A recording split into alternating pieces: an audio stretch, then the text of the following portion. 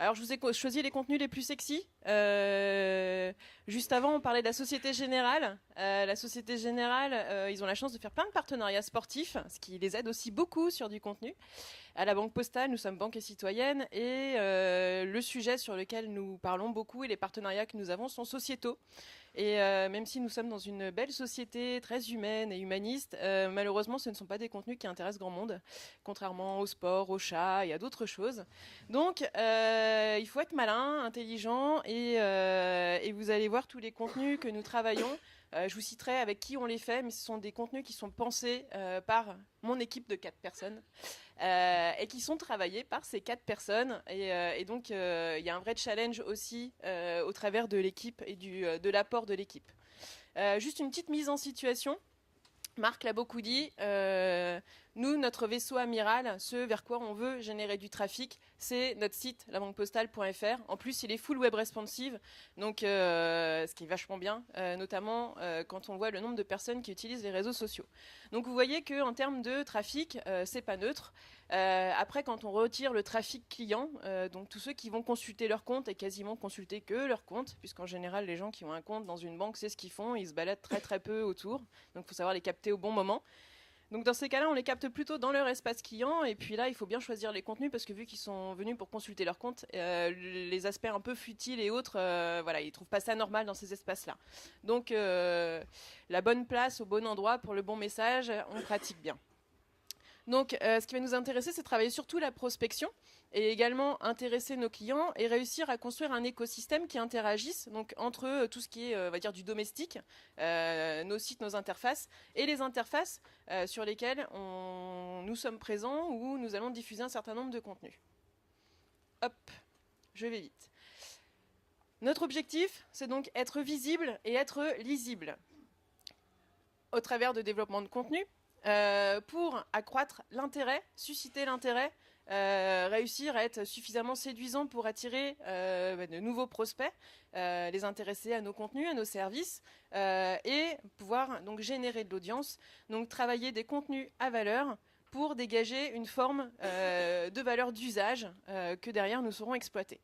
Donc tous ces contenus, alors on l'a vu précédemment, notamment dans le test de Marc, c'est pour le site, c'est pour tout ce qu'on fait en termes de démarche email, newsletter, tactique, etc. Tout le trigger marketing qu'on peut mettre en place à travers du ICRM.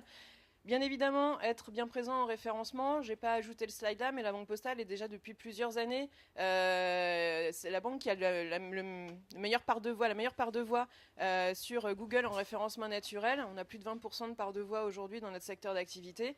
Être présent sur YouTube, Instagram, c'est nouveau depuis quelques mois, Twitter et Facebook. Et là, on l'est surtout en mode SAV, mais également, vu qu'on ne travaille pas trop mal le SAV, on se permet également de pouvoir faire un peu de production de contenu.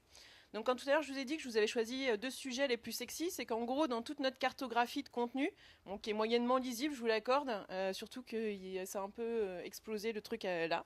Mais ici, en gros, on a pédagogique. Et ici, on a plutôt le ludique et le divertissement. Donc c'est comment sur cette échelle et sur cette matrice, on arrive à lier un peu les deux. Donc pour l'heure, je vais zoomer sur un dispositif qui s'appelle À mon échelle, qui est une expérimentation qu'on a fait en mode campagne sur 2 mois. Donc plutôt pour voir ce que pouvait donner une OP de real-time marketing et quelque chose que l'on travaille sur le long terme, puisque ça fait presque 2 ans maintenant que nous avons la web série Comme le disent les gens, et là on prépare la saison 3, donc vraiment on l'inscrit dans la durée. Donc voilà, ce sont les 2 cas que je vais vous présenter ce matin. Donc à mon échelle, nous sommes présents sur les réseaux sociaux, mais notre com traditionnel relaie assez peu le fait que nous sommes présents sur ces réseaux, et notamment sur Twitter, sur toute la partie SAV comme je disais. Nous avons un site, labanquepostale.fr, vous avez vu, il y a beaucoup de trafic. En même temps, on souhaite avoir davantage de trafic prospect. Et surtout, quand on a redéveloppé le site il y a 1 an et demi, on a créé tout un espace moment de vie. Et cet espace moment de vie, on voulait le faire connaître et faire connaître le contenu qui a été développé à l'intérieur, parce que c'est un contenu pratique et qui s'adresse notamment à un certain nombre d'internautes qui ne connaissent pas très bien la banque. Et donc, on essaye d'avoir une entrée vers notre offre au travers de moments précis de vie et d'échéances clés de la vie et du quotidien. Nous sommes la banque qui est banque et citoyenne, comme je vous l'ai dit tout à l'heure, et donc on voulait agréger ces valeurs avec cet objectif de visibilité et sur les réseaux sociaux et d'apport de trafic sur notre espace moment de vie. Et donc, on a un peu challengé notre agence qui nous accompagne sur tout ce qui est purement digital web, qui est Digitas, pour monter un dispositif qui nous permette d'allier un peu tous ces KPI. Est né le hashtag à mon échelle, pour ramener à l'échelle du citoyen des sujets d'actualité. Donc ces sujets d'actualité, c'est ce qui a donné lieu au real-time marketing. Donc toute la machine Digitas s'est mise en place avec leur data room pour screener tous les sujets émergents et ceux sur lesquels on pouvait rebondir en termes d'actualité. Bien évidemment, en étant une banque, il y a un certain nombre de sujets qu'on s'interdit de traiter, tout ce qui est lié au sexe, à la religion, à la politique, donc voilà.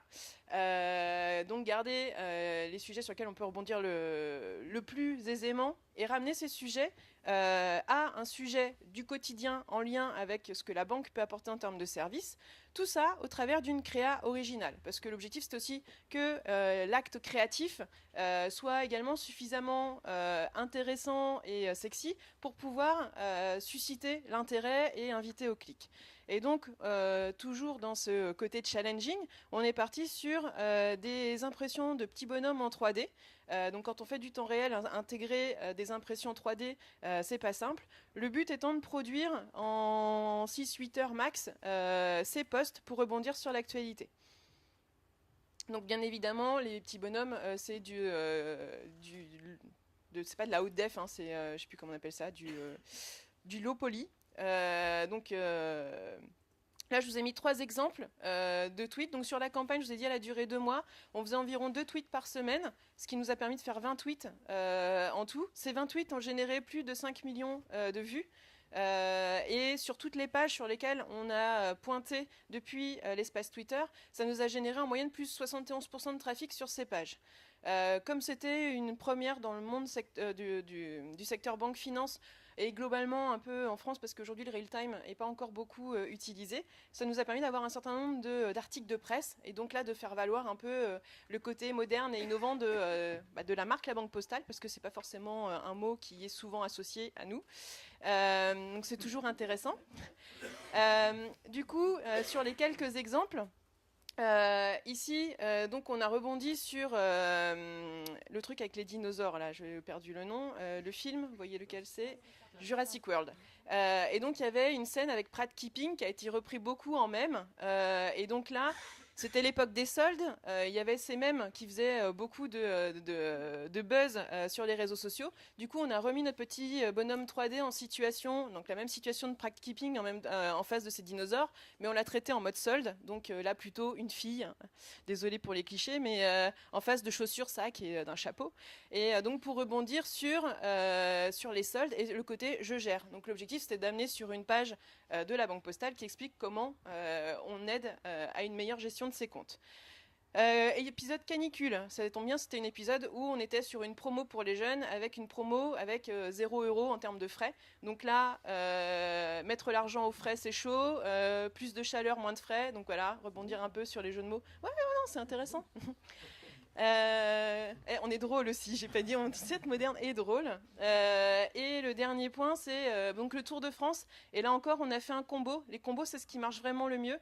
Donc le Tour de France, c'est un événement calendaire. En soi, ça n'a rien de trop real-time. Mais il y avait à la fois le Tour de France et les résultats du bac. Donc on a fait ce combo avec les étapes. Et donc pour aussi, là, ramener vers un contenu qui permet d'expliquer aux jeunes comment une banque peut les accompagner dans leurs études.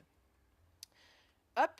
Un autre petit exemple, donc là toujours sur le bac, donc c'était pour le bac histoire, donc il y avait Terminator qui sortait. Voilà, c'était facile d'en rebondir sur les films, on l'a un petit peu trop exploité, mais bon, en même temps ça marchait très bien. Donc bac histoire, Albi bac, donc avec le bac sans le K, mais on avait mis la petite astérix. Il s'est trouvé quand on a posté ça, Paramount a vu le post et donc lui a reposté en s'adressant à nous. Donc là c'était top, du coup on lui a fait une petite réponse aussi au CM de Paramount. Et il y a les puristes de l'anglais qui nous ont dit mais Albi bac ça s'écrit pas comme ça, vous avez tout faux. Et comme peu de jours après il y avait le bac anglais, du coup on a repris le même visuel en répondant à ces personnes et là on a eu des retours hyper positif parce qu'en fait, ils ont trouvé ça drôle qu'on se prenne pas complètement au sérieux et qu'on fasse ce genre de réponse. Donc voilà, du coup, montrer un peu l'exploitation de ce type de contenu. C'était éphémère, ça n'a pas lieu de vivre vraiment dans la durée. Déjà, c'est épuisant parce que toutes les équipes, tout à l'heure je disais c'est un travail d'équipe. Donc, et nous, les équipes internes et les équipes de Digitas travaillaient main dans la main. C'est un gros travail itératif. Je vous passe le fait qu'il fallait quand même être dans un process simplifié en termes de validation. Dans une banque, on a la conformité, on a le juridique, on a tous ces gens-là. Donc là, en temps réel, il a fallu qu'on fasse des trucs beaucoup plus sharp et cadrés.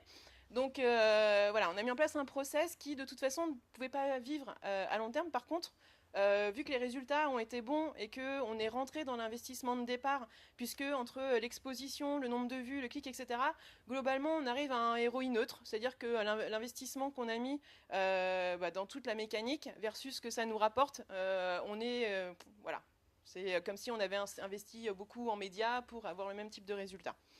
Et ça a fait parler, et puis l'interne a beaucoup apprécié également. Je passe à la web-série. Très vite, Mounira, c'est bon le timing? Ouais.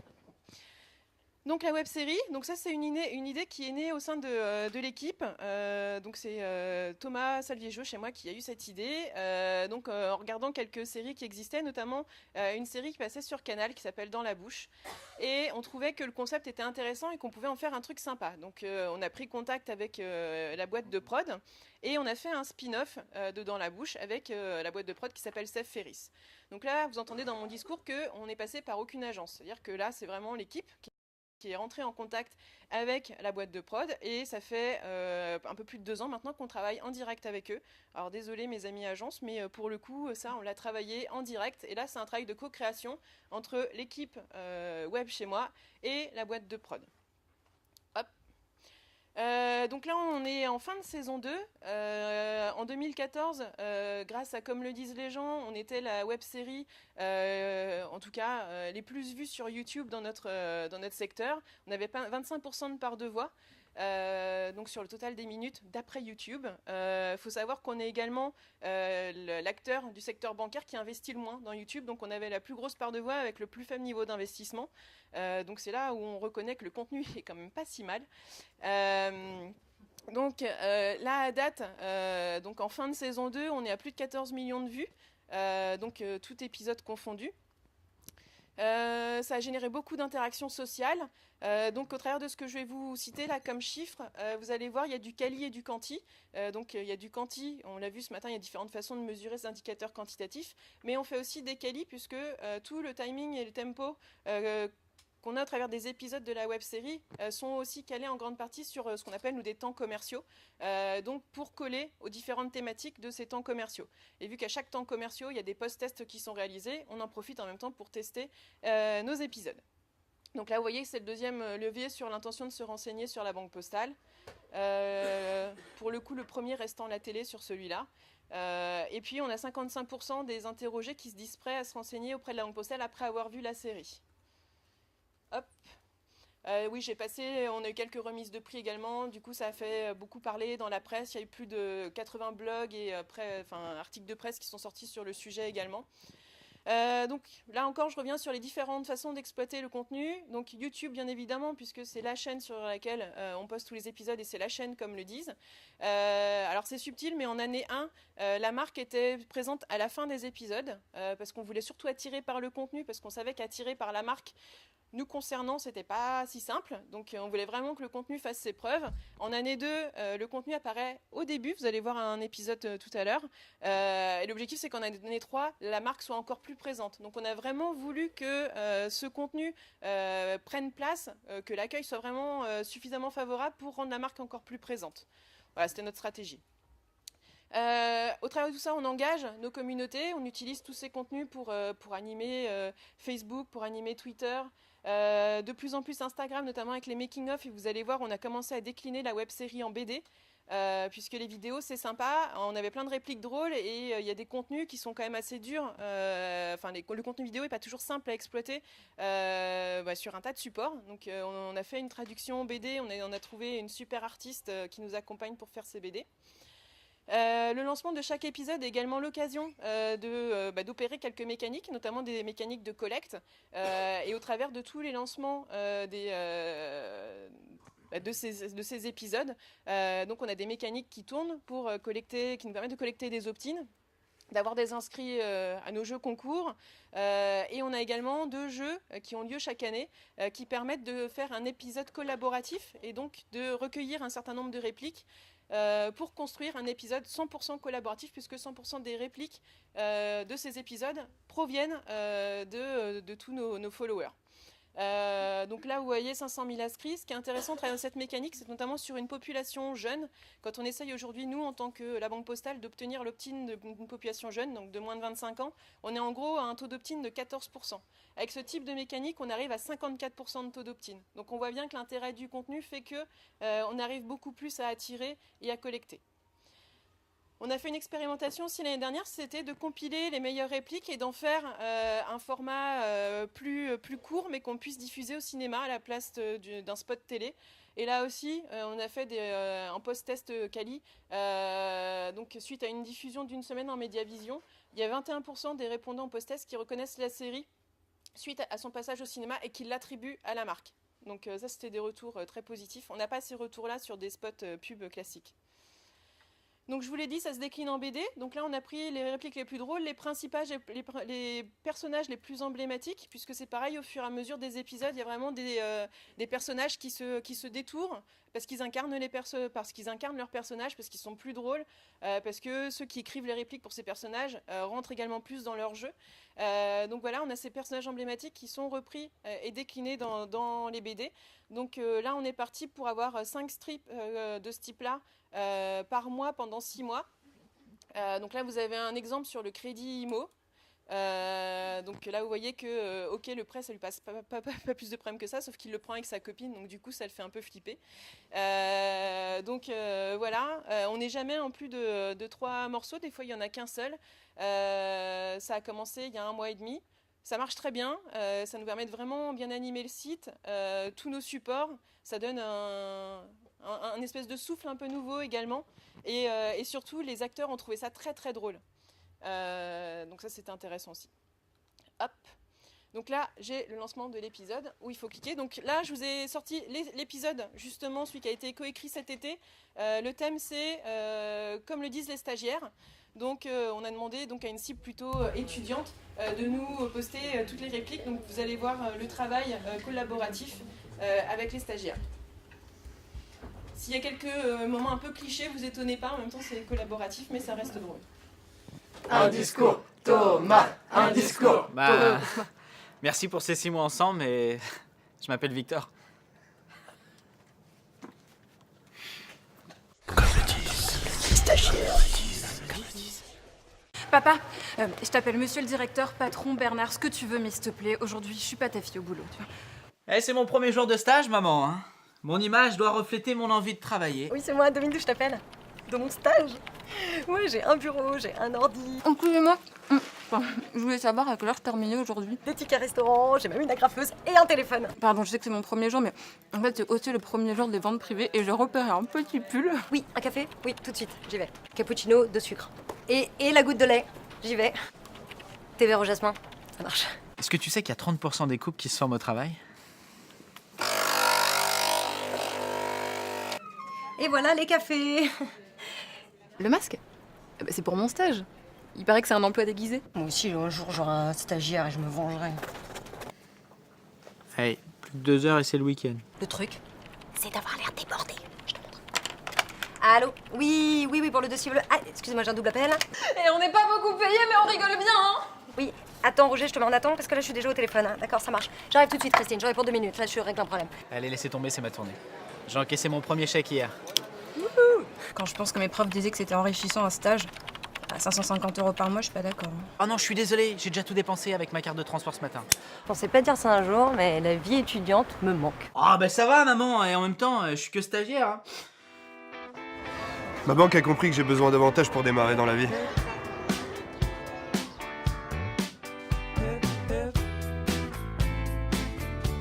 Bon, ça me dérange pas de rien faire, mais du coup, c'est remplir un rapport de stage qui s'annonce un peu compliqué. Comme le disent les gens. Donc Donc je vous invite forcément à regarder l'ensemble des épisodes. On vient d'en sortir un sur les écolos parce que COP21, etc., on est dans une marque qui s'engage aussi sur l'environnement, donc qui est extrêmement drôle aussi. Et donc je disais, on a élargi le cercle parce que dans tous les sujets que nous traitons, il n'y a pas que des temps forts jeunes, hein. Je vous ai dit tout à l'heure, on essaye de les lier à des temps forts commerciaux. On doit également traiter de la prévoyance, du crédit IMO, de l'assurance. Donc on essaye de traiter tout ça.